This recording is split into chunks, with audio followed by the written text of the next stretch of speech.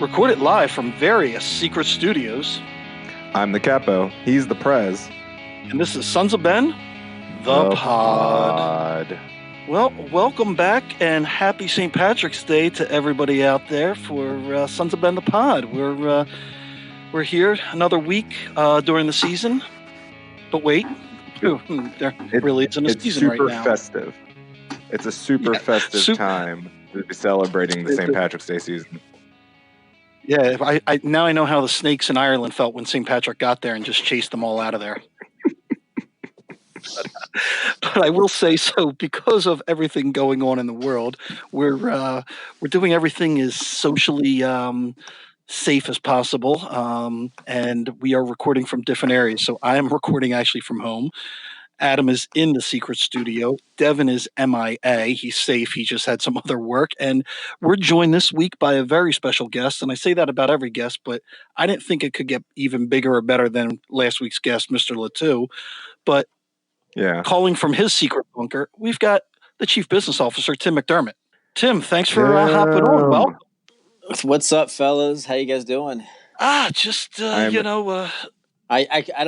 know if I can say that right now, right? I guess you'll say hopefully everybody's doing great and everybody's staying safe and healthy and adjusting as best as possible, right? Yeah, just neither of you can see me right now, but I'm in like a bodysuit completely head to toe with like a hazmat mask over this, but I cut a little bit of a hole in it so I can talk through it, so it's okay. Glad I can't see that. Yeah, it's terrible. It's a terrible visual. So, Tim, welcome. Thanks for making it out, especially during this, what we are calling the strangest times of late. And wanted to first get, I'm pretty sure all of our listeners and members know who you are, but want to get a little bit of background. I think we're talking, this is your 5th season as the Chief Business Officer. Is that correct? Yeah, that's correct.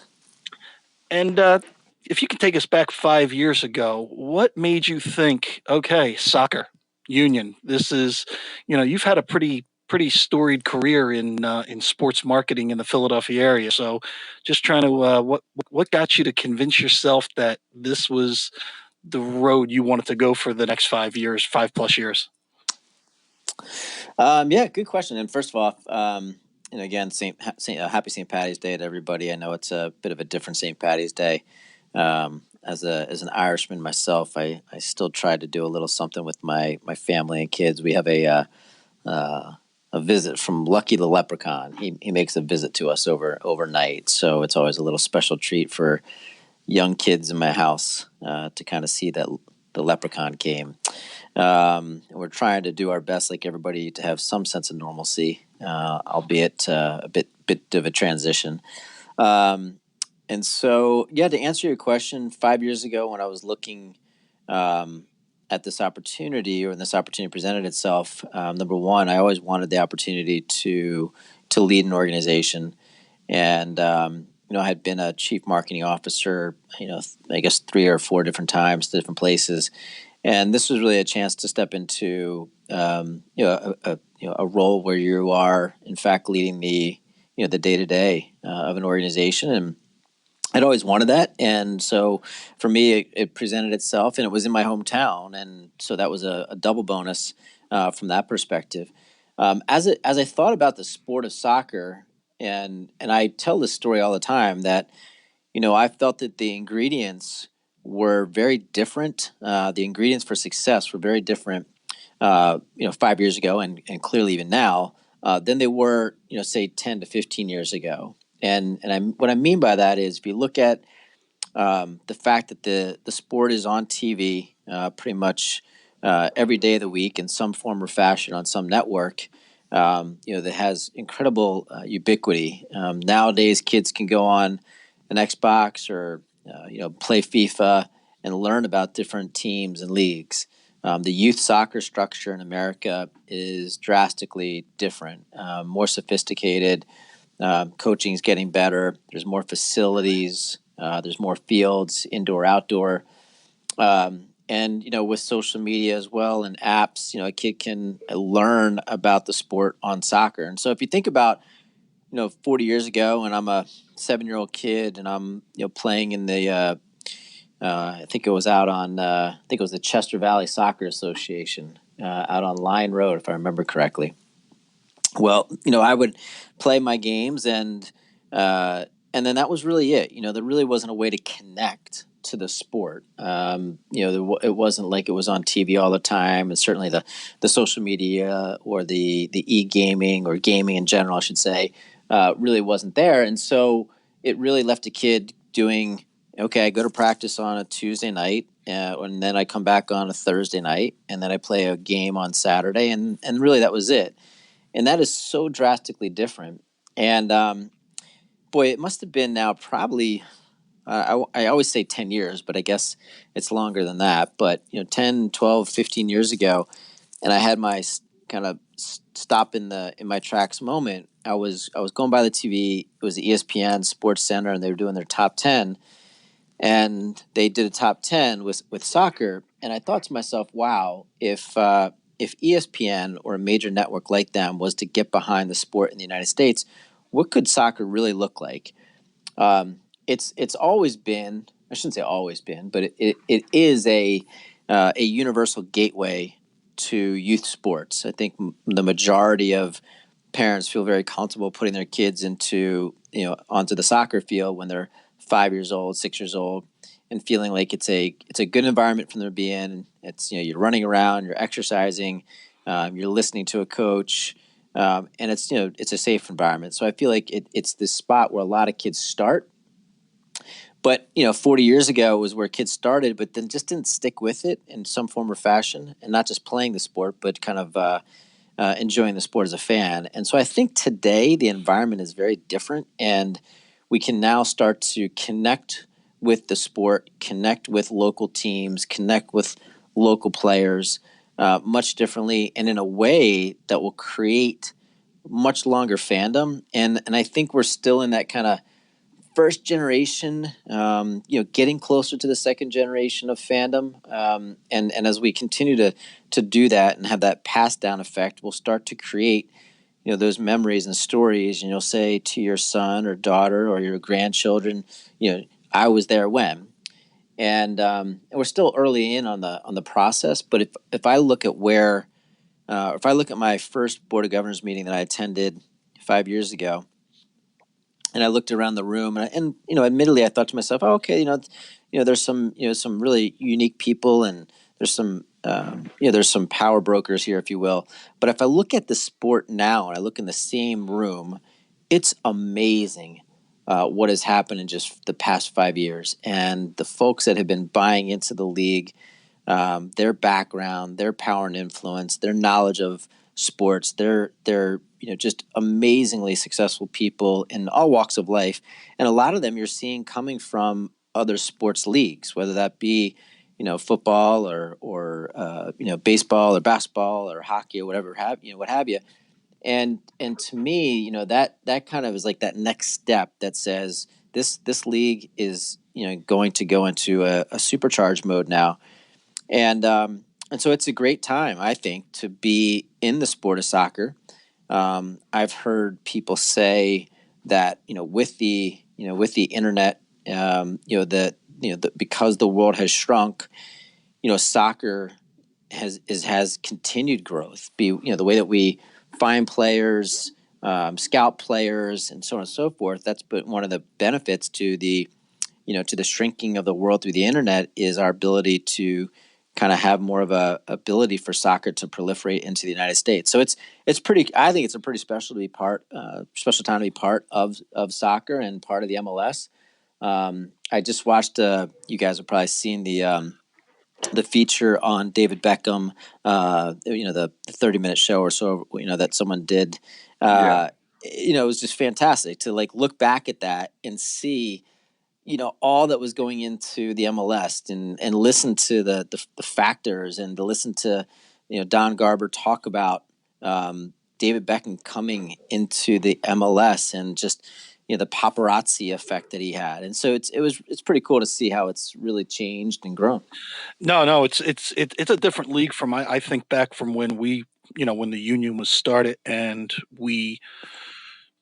I'm talking about my friends got inaugural season ticket holders, and the product on the field, the difference is just night and day. And even you were mentioning it with the media, and I guess our next struggle is how do we get the local media, Philadelphia, to pay attention a little bit more to what's going on in the union and the soccer world, and just in general sports besides Eagles for 23 hours and 45 minutes of the radio cycle. But we'll get to that as we get into this even more. Adam, some quick news. The beer of the pod is pretty much whatever we have in our fridge today because everything's closed down. I was saying, I just so happen to have some Yards cans in my apartment right now. I was inspired after last week to pick up the Brawler when I was doing my preparations for the Doomsday that we're going through right now. Shout out to the Wegmans of Malvern for hooking your boy up. But I came prepared today just in case, we had a beer of the pod, one of our lovely sponsors. So shout out to Yards. Yeah, and so Tim, we have Yards, of course, is a partner. 2SP, which is right up the road from you in Aston, is a partner of the Sons of Ben, and of course, you know Matt Lindemuth at the Larimer. So we want to give a special shout out to them, even though we didn't have a specific beer of the pod, but let everybody know that even though in these times they're all closed, they're all open for takeout. So if you can't get to a Wegmans of the world and the state stores are all closed, you can actually go to Yards, 2SP, or the Larimer and pick up to-go beer because, when you're social distancing, as the kids say nowadays, you might need a cold beer to get through the zombie apocalypse that's upon us. But yeah, no. So anyhow, as we were talking about, well, I will say, on to that note, it's important to recognize there are a lot of people in this world that are not necessarily able to quote unquote work from home, and that includes the people who might be at a grocery store, and we need them, and I want to make sure that I recognize all the people that are out there at a grocery store, whether they're stocking the shelves, whether they're checking people out, whether they're taking the carts in, whatever it is. Those people have become part of the front line as the doctors and nurses, and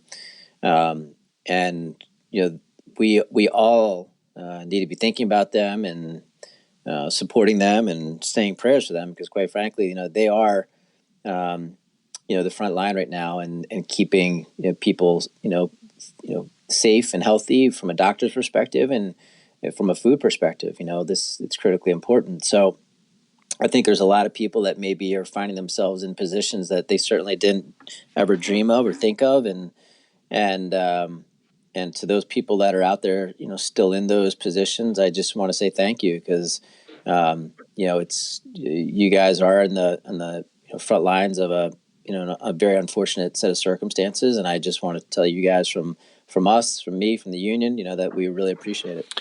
Yeah, no, well said, and Completely agree. Yeah, and like we've been saying, that right now with this whole situation, the world's kind of turned on its side, and we want to make sure a couple things, like thank the people that are on, like you said, the front line of supplying us. So if you are working at home, you're not going to run out of food. That you can get out and get something. Especially the small businesses that are out there, like every bar in the Delaware Valley is closed, but they're at least trying to do takeout food. So one, you don't have to just eat mac and cheese all the time if you're like me and you can't cook worth a crap. But you can support a local business because the world's still going on for everybody. I mean, I'm working from home, but we're probably laying people off as this goes on, and the world's still churning out there. So as much as we want to stay home and stay safe, we want to try to support as much local businesses as we can. And my only advice is, people, please stay off Twitter, man. I think everyone's going to explode. Adam, have you been watching some of our team guys on their Instagram and Twitter lately?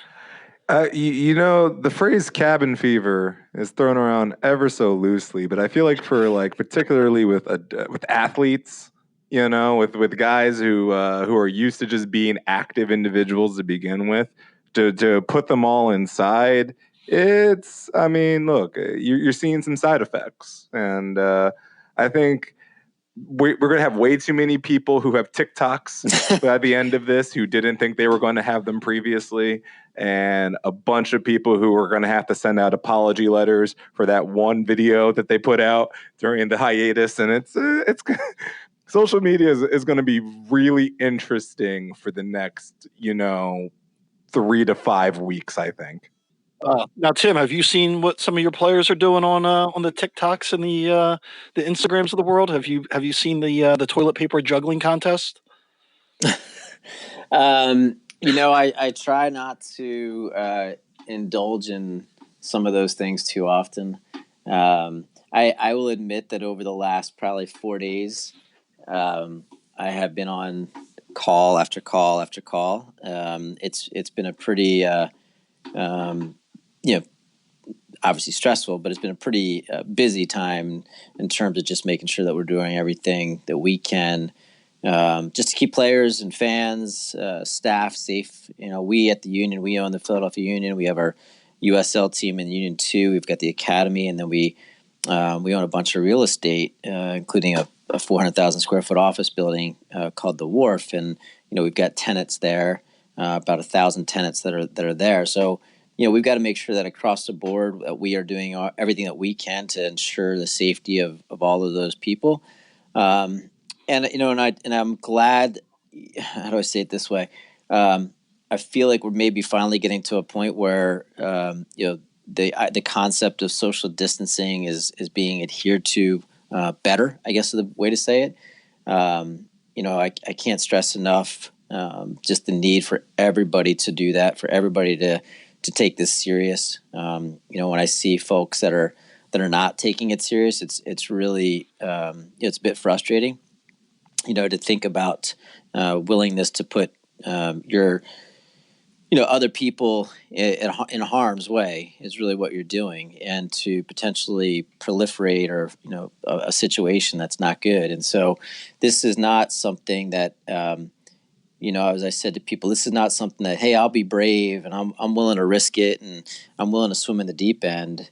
It doesn't work that way. You have the chance to maybe get through it and be fine, but in the meantime, you may have exposed a lot of people to something that they can't get through. And so this is to me, this is about social responsibility. This is about being unselfish. And to the extent that, we all have to, make some changes to our lives, and that's what we have to do. But it is challenging to me personally when I see folks who are not adhering to that because, maybe they don't fit the quote unquote profile of somebody who is most at risk, and they therefore, may not feel certain symptoms. But as we know, or we should know, the spread of this disease, the spread of this virus is happening while you're, pre-symptomatic, asymptomatic, and you could have impacted a lot of people. And so we just all need to, take it upon ourselves to be responsible the best we can. And this is not something to sit here and say, because I'm, X years of age and I'm outside of a certain, window of age that I should be, going to a restaurant or going to a bar or having a party or having 10 people over to my house. I think that's the part that it's just not smart to do, and it's not about you as an individual saying, "Hey, I'm willing to risk it." It's about you as an individual. You may have just impacted a lot of other people, and maybe a lot of other people who can't risk it. There's people who have people in their own family who've got something.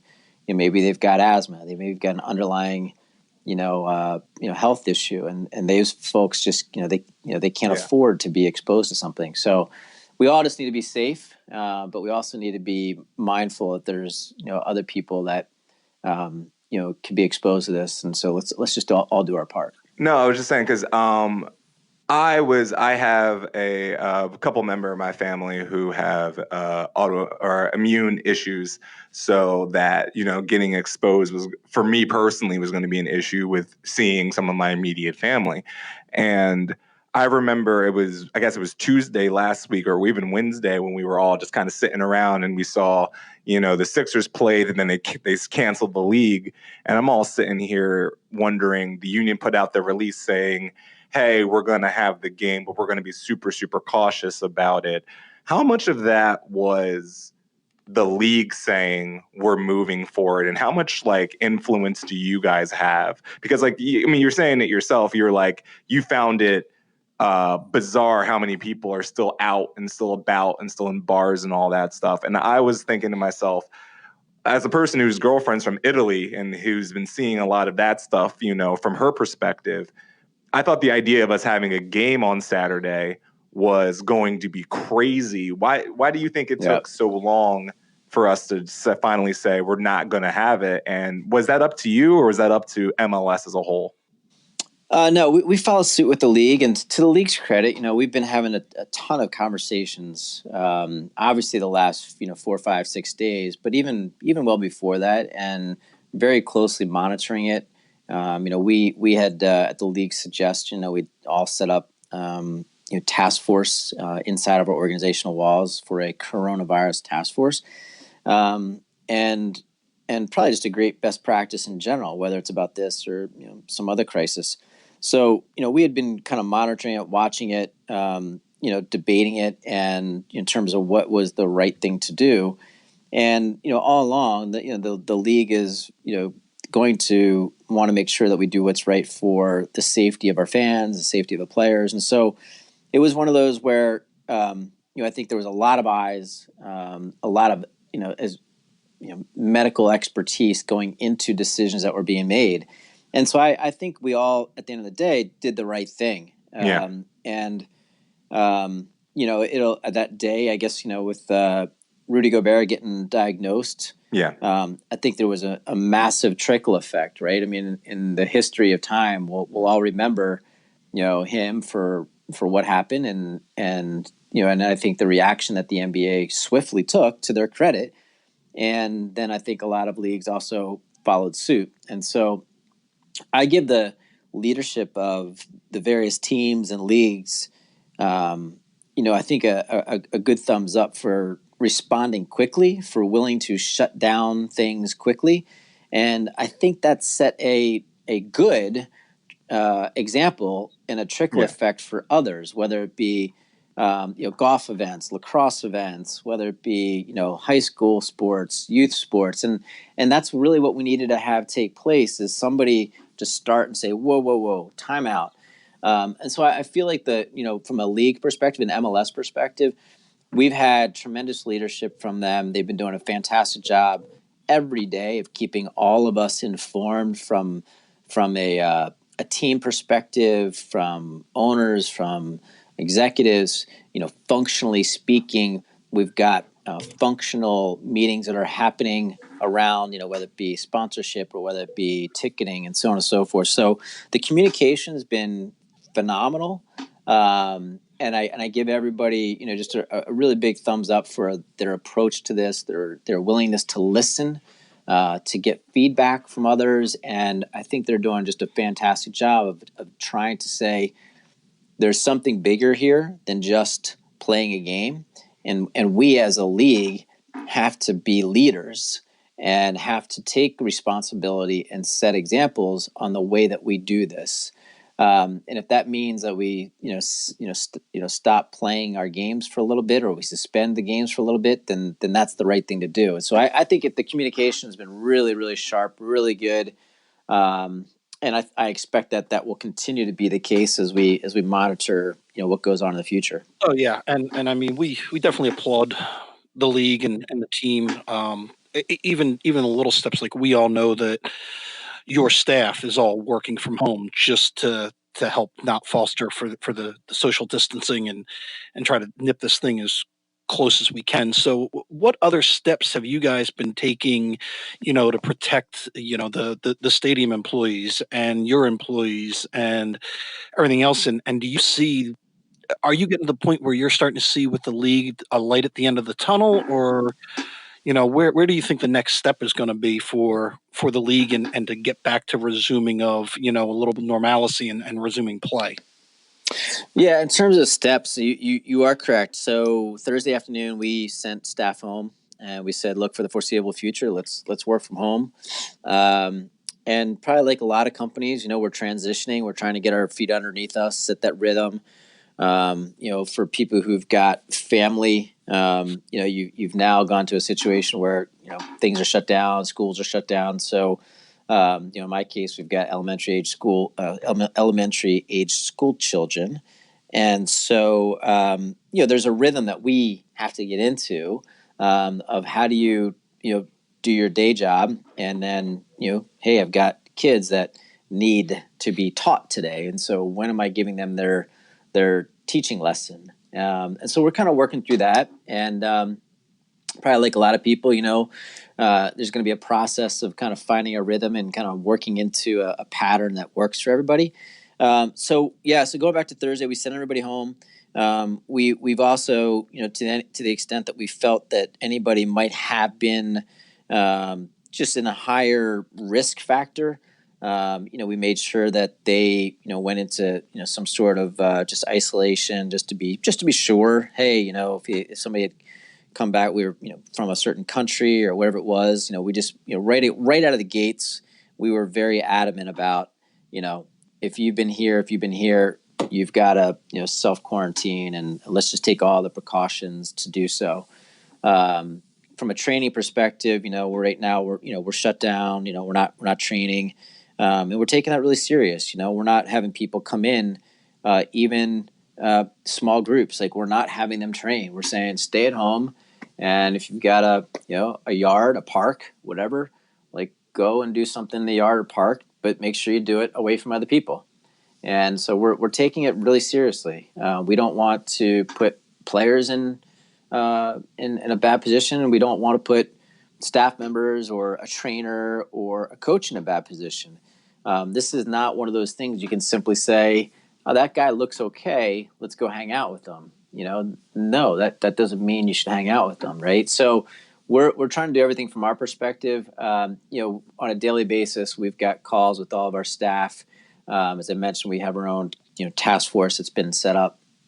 We're doing everything through conference calls and Zoom and Microsoft Teams, and I think we're getting there. And now the messaging that we continue to have with our staff is just be smart. Like, this is not a time to say, hey, let's work from home and then go hang out at a restaurant or bar for with 12 other people. Like, that completely defeats the point of doing this. And so that's really the messaging, is like, hey, like, be smart in your work life and be smart in your personal home life, and making sure that we're all doing our best to be responsible for the good of society right now. So yeah, I think so far, we're probably like a lot of other places, and making sure we've got our processes in place and policies in place, and if something was to happen, how we go about that. We're in constant communication with our doctors. Our doctors from Crozier have been fantastic. Um, we have a chief medical officer. Every team has a chief medical officer, or somebody functions as a chief medical officer, and so we've been in constant contact with him, and so it's been good from a from a flow perspective, a communication perspective. I think they're moving in a positive direction. No, that's great, and I mean, just with the league and everything, they're making sure everybody's mandated of like, hey guys, this isn't a time to try to get a competitive advantage. Don't train on the side or that kind of stuff. And then at some point, they're just going to announce like, hey, we're good to start ramping back up eventually. Is I guess I'm assuming that's the case right now. Yeah, look, I think at this point in time, less people are really focused on, hey, let's get an advantage on another team. I think right now it's like, hey, let's do what's right for society. Let's do what's right for our local community, our state community, our nation. And so I don't think there's been a whole lot of, hey, if I train, on the side type thing. And really, that's the type of stuff that just shouldn't even be on anybody's mind right now. It should be more about, doing the right Right. thing. And I don't care if you're the Philadelphia Union or a team in another league, or if you're a local sports team, a local youth sports team in particular. Like that's the stuff that people need to all understand. And from what I've seen, where I've seen some stuff that's been a little bit disheartening, quite frankly, is not at the pro level. Quite frankly, I think the pro teams have set a great example. It's been some stuff that I'll say is at the youth sports level that I feel like has been a bit frustrating, and people either not adhering to the advice, thinking it won't happen to them, thinking that they're willing to risk it, et cetera, et cetera, and maybe just not understanding the implications of what they're doing. But that's where I feel like there's probably been a little bit of too much lackadaisicalness, if you will. And I think that is starting to change as more and more people I think are starting to completely understand what needs to take place. No, no, and agreed on that. And it just kind of creeps into everyone as a fan's mind, like what's going on. And then you get people that are like, oh man, it's been 5 days, I miss sports. But I think everyone's just got to realize that there's a bigger thing out there than the next score in the next game that's going on. And it's time to be careful and make sure, like you said earlier, just because you're healthy doesn't mean you can't harm anyone else by passing this on along to somebody. So I think it's one of those moments in our society that everyone's got to realize the bigger picture outweighs, like, oh my god, I can't see the Sixers play, I can't see the Union play. We can get through this and we will eventually get to see them play, but Sure. everybody's got to kind of do their Yeah. part, even though it seems small at the time. It really is a big step to just stay the course and do what you're supposed to do. I feel personally attacked right now. Like you're just talking about both the Sixers and the Union, and like, yeah, no, I'm the first person to be as conscious about this whole thing as I'm going. But like, I played 3 video games for 4 days straight now, and yeah, I miss sports. All right, this Tom Brady news today was the magical elixir that I needed. Like NFL free agency has been slowly saving me, and I can turn on ESPN news for like 35 seconds. Well, speaking of the Tom Brady news, to let you know that we did do a wellness call for your employee, Mark Evans, since he named his dog after Tom Brady and he's a huge New England fan. We called to check in on him, make sure that he was okay and coping with the news that Brady will not be with the New England Patriots anymore. So we're doing daily call-in check-ins for Mark to make sure his world isn't falling apart on him. So he's okay right now. But I think he's going to rename the dog after Nick Foles. Yeah, well, you know what? I can think of one guy that I know, and I know him rather well. That's probably a little bit excited about that one. So that being my brother, since he's a coach of the Buffalo Bills. So I would imagine that he's pleased, but at the same time, who knows what the Patriots will do? They seem to be pretty darn good at always having a plan A, plan B, and a plan C. Yeah, you cut out a little bit, but I think yeah. you were. So you're hoping that, or you think your brother's hoping that Mr. Brady takes his talents to another division? We'll see. You'll see.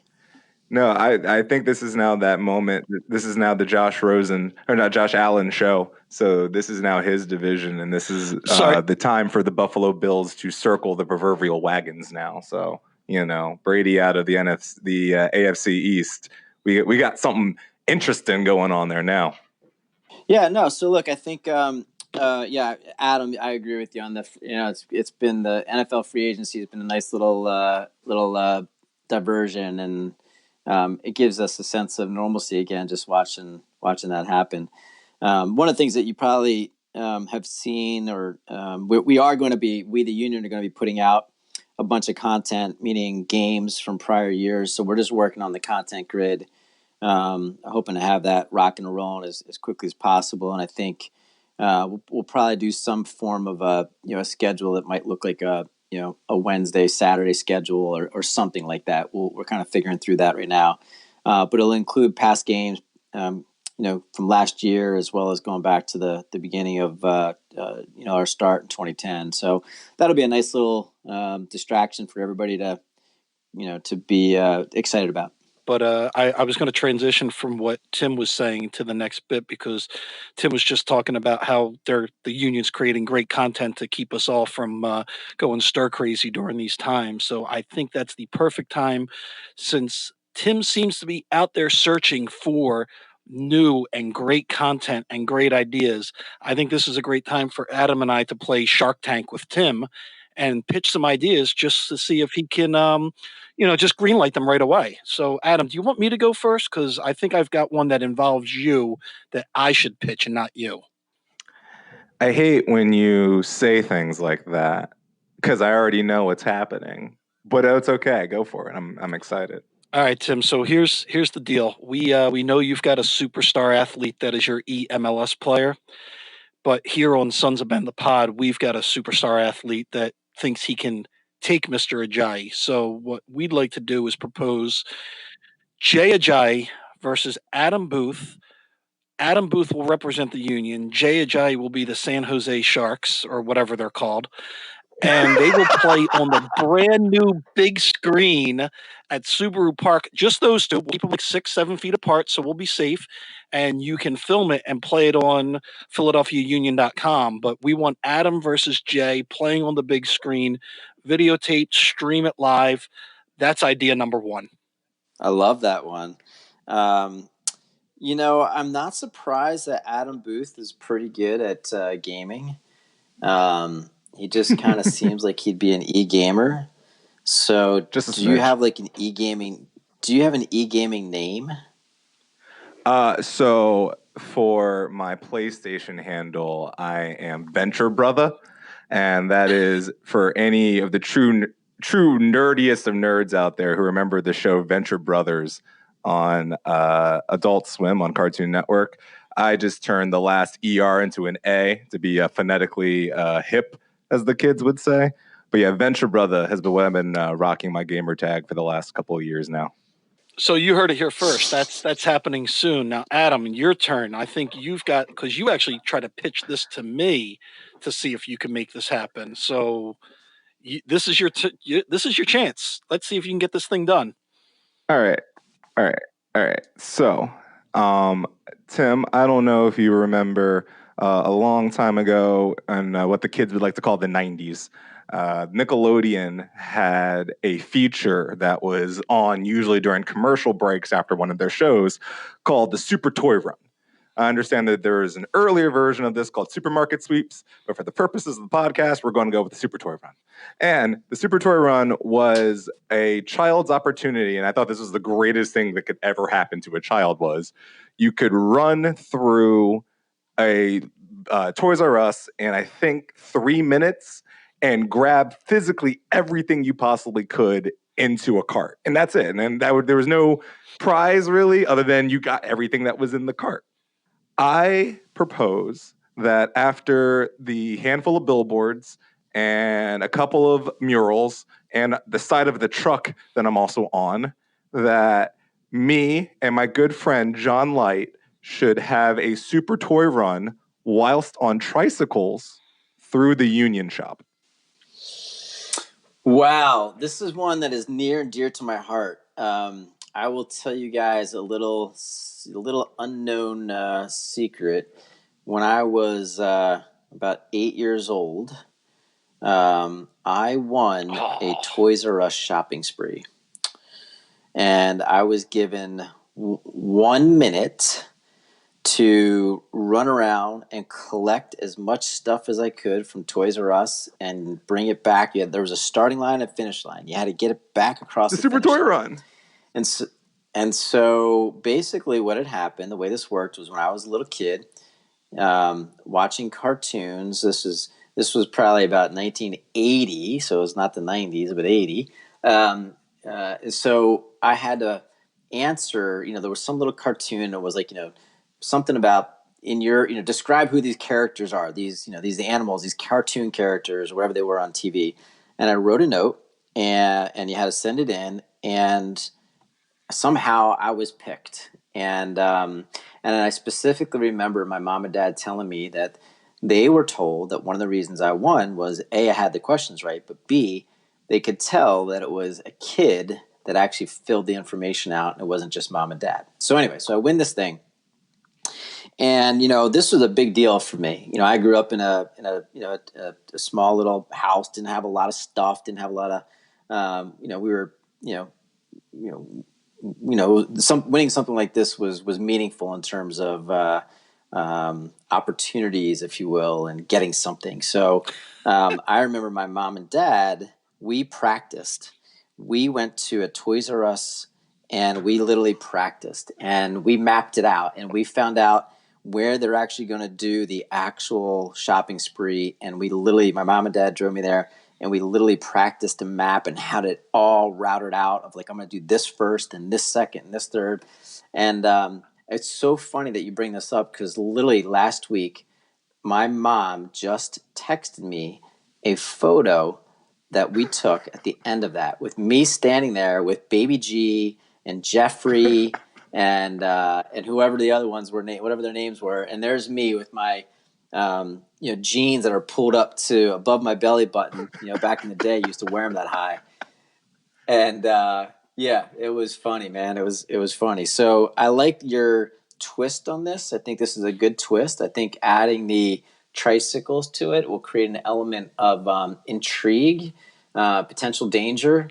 So that's interesting. That could be really interesting. Yeah.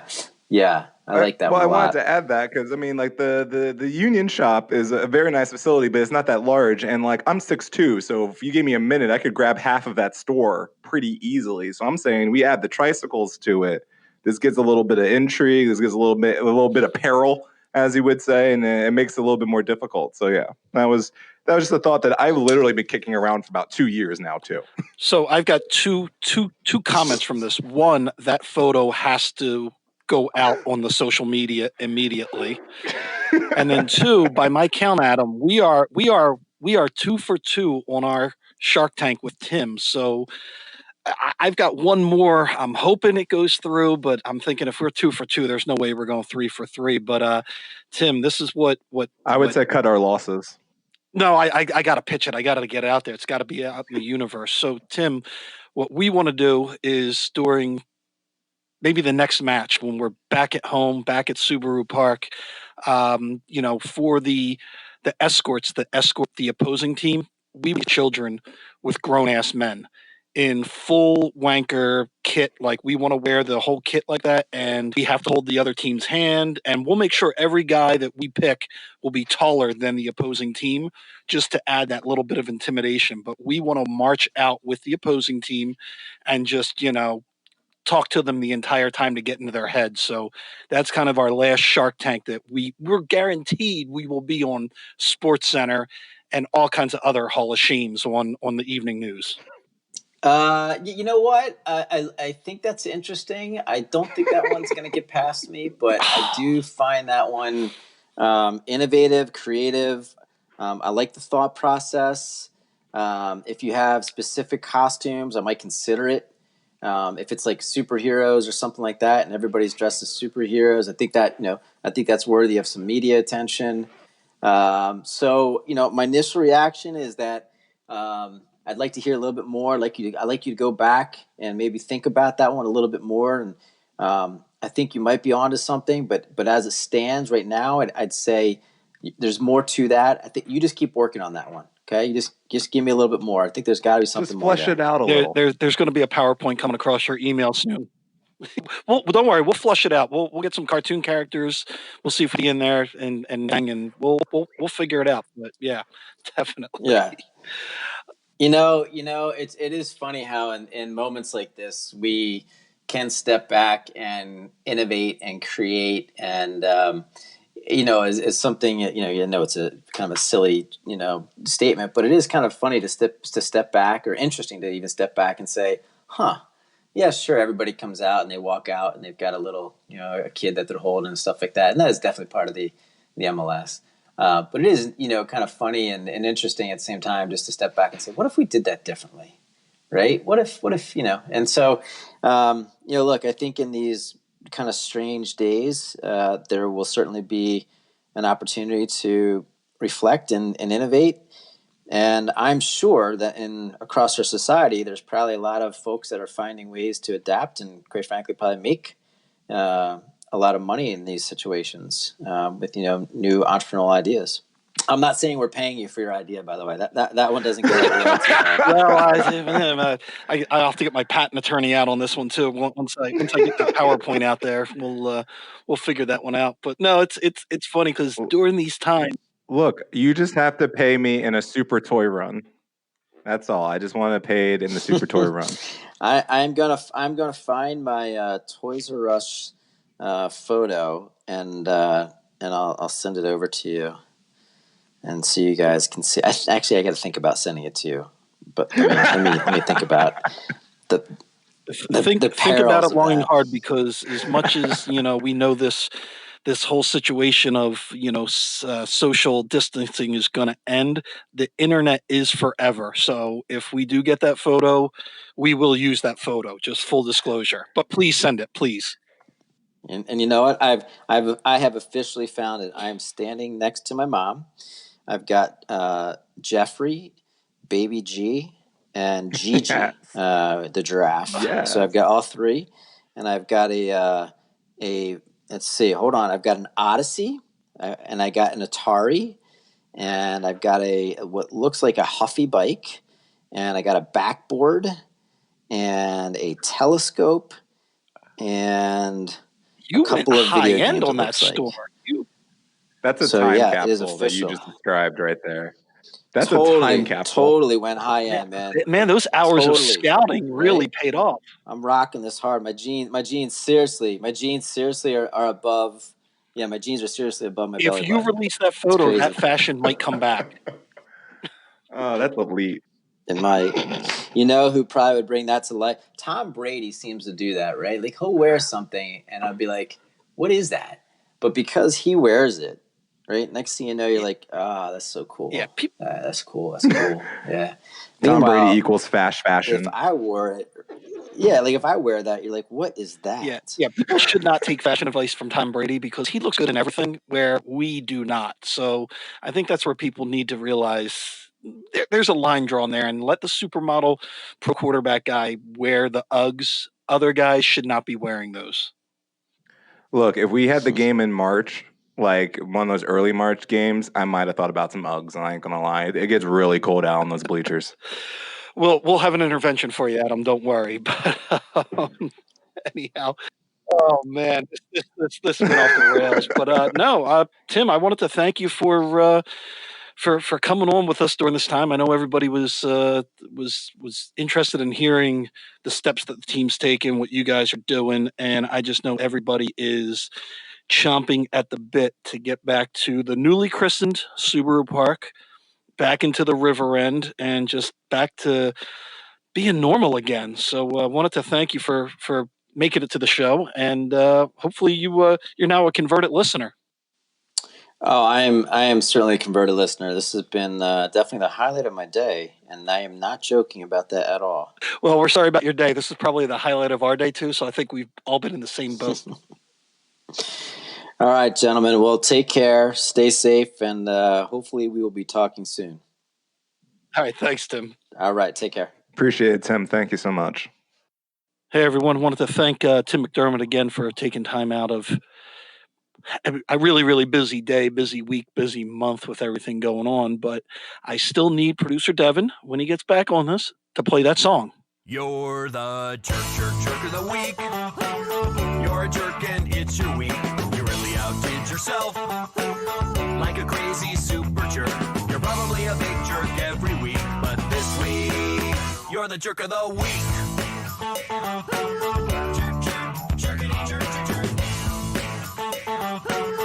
Oh yeah, you're the jerk of the week. I'm looking at you, buddy.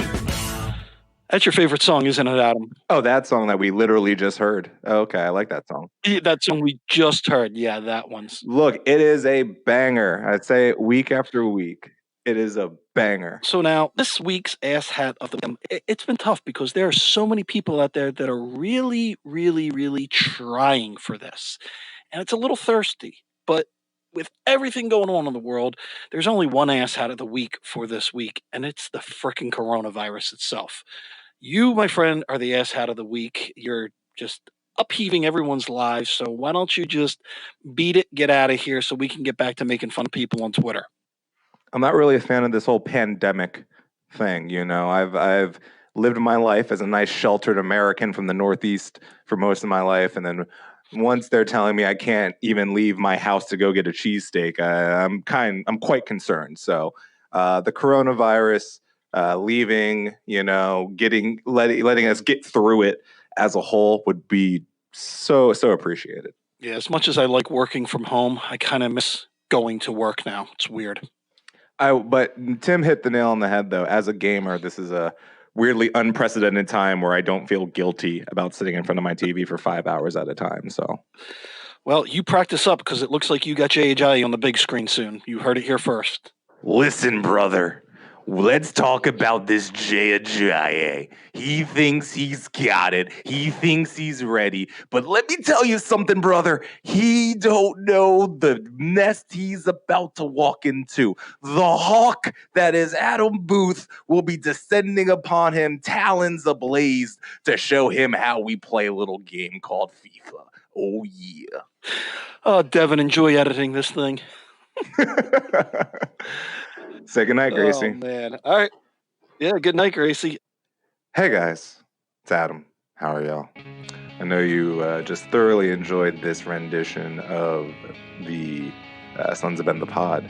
We had lovely Tim McDermott on to, share some of the insights of what's going on during these tough and trying times. But during these tough and trying times, we know that you need some audio to listen to. So why don't you look into us? Like, subscribe, get some ratings up in there, maybe some comments, unsubscribe, then resubscribe again if you feel like it. And let's make this Sons of Ben the Pod reach its true potential. Bye, y'all.